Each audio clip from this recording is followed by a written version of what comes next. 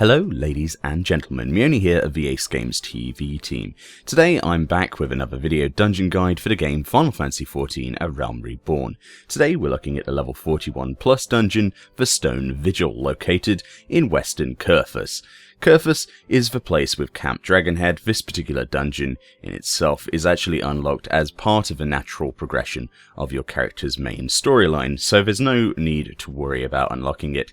Once you're around that level range, if you are following your main storyline, you'll be sent into this particular dungeon to go and do something which is completely spoilerific, and I won't spoil it for you. Without further ado, let's look at the actual dungeon, presenting some of the issues with trash and looking at the boss tactics herein. So the first piece of trash that you're going to encounter that will be an issue within the Stone Vigil isn't actually trash, as in you cannot actually kill it. This is actually a scripted event where there's this Dravarnian outflyer. These are big dragons that will swoop down at set scripted parts of the dungeon. Now, I cannot for the life of me remember where each of these is. However, you want to keep your party basically totally topped off for health in between trash packs. Now this can be quite annoying because these things do pop down just before trash packs that you probably are about to pull, maybe lost pulls or such. So you obviously want to keep your party completely topped off between trash. If someone is about half health, they will die. It knocks off about half your HP pool. Of course, this is an avoidable AoE. You can outrange this, so it's always best, say for instance, for your tank to tread a little bit further ahead of the rest of the party, maybe trigger this event, take the damage himself, and then get healed up and then pull the rest of the trash, instead of everybody getting hit by the flame barrage at once. The other pieces of trash that are actually trash that will cause you issues are the Dragon Avis. Now, just like the Mana Maidservants in Howcame Manor, if you remember that video, these Dragon Avises are pretty much roaming enemies. Make sure you tag them separately from the other enemies in the dungeon, or else you're in for a massive shitfest where you're going to have to heal like you've never healed before. As I said, they are unattached to other mobs. They would only be attached to other Dragon Avis if they are nearby to another one of them. You can easily tell if a particular trash mob is attached to another mob by simply looking at them when they're not in combat. There will be a yellow line linking between them, and that's something that most people don't realize, but that shows you which packs are actually linked. If you pull one, it doesn't mean that you'll pull the whole room, only the ones that are attached to that mob. So that's worth noting as well. The other pieces of trash that will cause a few issues are the ice sprites. In certain parts of the Stone Vigil, when areas are open to the outside breeze, ice elementals will spawn in groups of 4, another triggered event. These are pretty easy to defeat on their own, but make sure you don't get caught fighting them whilst the patrolling Dragon Avis hops in. And also make sure your tank has full aggro on them. They are ranged monsters, so if your healer is healing and you've only attacked one of them as a tank, your healer is going to get barraged by a lot of ice damage, which is obviously something you want to avoid, because you will think everything's fine, you'll think everything's being tanked in a pack, but your healer's dead. So make sure you pay attention to that and keep aggro on all of the ads here. So without that, most of the trash, apart from that, is pretty much all the same. The only issues you're going to have is pulling those Dragon Avises, unfortunately, with other packs. So now that is out of the way of explanation, we'll look at the bosses. The first boss is Chudo-Yudo. So I hear you cry from the mountains above, what does Chudo-Yudo do? Well, he has actually only got 2 abilities. Only both of these abilities are AoEs. The first one is Lion's Breath. This is your basically your generic frontal AoE cone. For this reason, your tank wants to position him facing away from the rest of the party. This cone itself has like a 3-second timer. It's a red cone, so your tank himself can move out of this if he is fast enough as well. The second ability, indeed the second and final ability of Chudo-Yudo, making him fairly easy, is called Swinge. This is a large frontal AoE cone that will cover the entire room in front of him in a cone and pretty much do a significant amount of damage if it does go off and you're stood there in front of him, and it does have no AoE marking. So when you see the boss boss move to a particular corner or a particular place where he is not being tanked, it means that he is going to do this AoE. So you want to stick behind the boss, go next to his tail, and just chill out there until the ability has finished, and then move the tank will move the boss back out again, away from the rest of the party. But you do not want to get hit by this either. It does a large amount of damage and also inflicts silence and pacification for about 3 seconds. So this is something that could be quite detrimental, and a lot of people usually with their health pools at this level go from full HP down to half. So obviously this is something you want to try and avoid as best you can. Apart from that, Chudo Yudo isn't anything special, and once you know how to avoid frontal AoE cones, the fight is an absolute doddle. So let's move on to the second boss. So this is Koschai. This is an enjoyable fight, and I think you'll enjoy this one.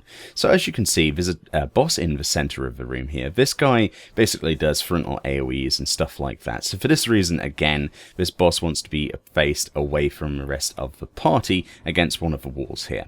The other thing you will notice in this room is at the back of the room there is this large open window. Now at this window, occasionally a dragon will swoop down at each one of these particular window entrances. As you can see, there are 3, and below them are 3 cannons. Now these cannons are facing out of each of these windows. Occasionally when this dragon swoops down, he will do a large AoE, or at least charge one, and then blast it on the people inside the room, usually and potentially killing them. So what you do is you have somebody assigned to go and click said cannon when the dragon swoops down. There'll be an emote that he swoops down. You simply go to the corresponding window that he is facing at and press the cannon to blow him out the sky. This interrupts the AoE that he casts and indeed saves the party. Once you've done that, you go back on the boss. But that's not all about Koschai. The other thing is, occasionally later on in the fight, he will summon tornadoes. These tornadoes are particularly painful and do damage over time, as well as the initial damage of getting hit by them. So you don't want to stand anywhere near them. The hitbox of the tornado is a much larger area than what you can see visually, so make sure you, for that reason, you stay extra especially away from them for that reason. Apart from that, it's just dodging tornadoes that are very slow moving. Make sure somebody clicks the cannon when a dragon swoops down, and then tank and spank the boss. But I kind of enjoy this fight. It's always nice to see various other things happening, and like I say, this is very reminiscent of Skadi from Utgard Pinnacle, so it was a bit of a flashback for me, but I think you'll enjoy this. Once you have got that down, it's a simple case of repetition of those things. The dragon will only swoop down about 3 to 4 times before the boss should be dead, so bear that one in mind. Now we move on to the third and indeed the final boss, AceGamesTV.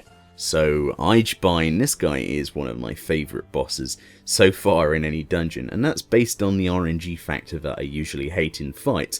The RNG factor in this fight being where he places his attacks on the ground. It's always never where you want them, but always includes some hilarity, and it feels like a decent boss fight. It's quite fast paced and there's quite a lot of stuff to avoid. So this guy has some basic mechanics. Whilst the dragon is on the floor, obviously you do not want to be in front of the dragon's face. That would be pretty bad. He does some pretty nasty AoE abilities in front of him. Again, for this reason, your tank wants to face him away from the party. There's a particular running theme through all of the bosses in this game. Yeah, don't face them towards the party. Simples. Right, so the other thing that you need to pay attention to is that around the duration of the fight, he will swoop up into the air where you cannot attack him. At this point, you want to have your camera facing down so you can look at the ground and zoomed out pretty far.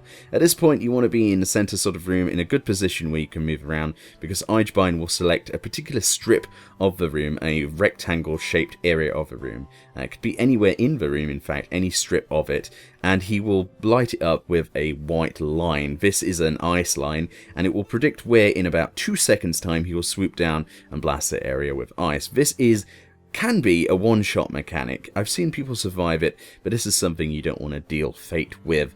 You want to move out of this as fast as possible if it's underneath your feet. This guy only does it once at this stage of the fight in his HP and progression of the fight, so you only have to worry about once here, and then he will come back down.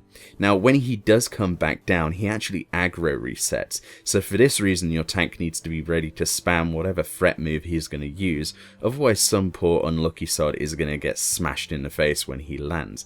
So make sure your tank is on his toes and then is ready to pick this up when he does finish the ability.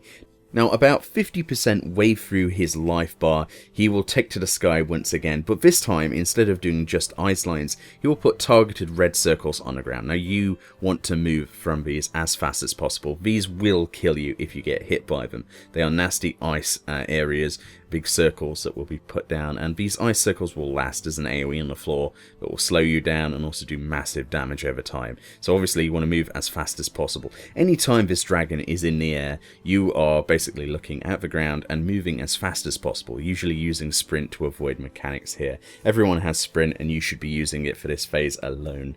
The other thing he will do at this point of his life bar, the next time he swoops up into the air, he will do 2 lines before he lands instead of the 1 prior to 50% of his life pool. So you have to do this movement twice, as well as the occasional AoE projectile circles to move.